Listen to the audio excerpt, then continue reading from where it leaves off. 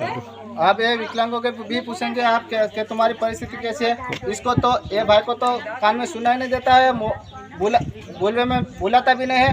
और ये भाई को पूछेंगे आप कि भाई ये तुमको विकलांग पेंशन मिला, तुमको कैसा लग रहा है? खरेखर अમને આનંદ થાય છે અને આવા લાભો લોકો ખરેખર લઈને આવે મહિનેથી મહિને એ બદલ અમને ઘણો આભાર થાય છે।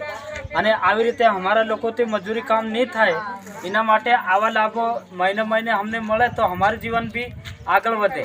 એના માટે હું ખૂબ ખૂબ ધન્યવાદ છું।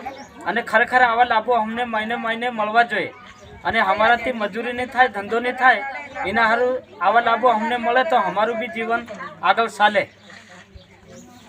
आवा लाभ को एक विकलांग माटे मिला और हमको भी थोड़ी सहायता मिलेगा, ऐसा बोल रहा है।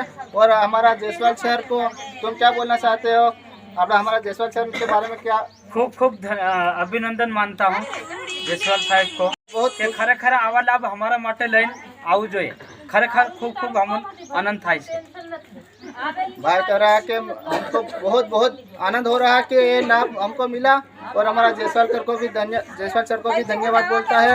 और हमको भी बहुत खुशी है। आगे कुछ नहीं कहते, हमारे वाणी से यहाँ विराम देता हूँ।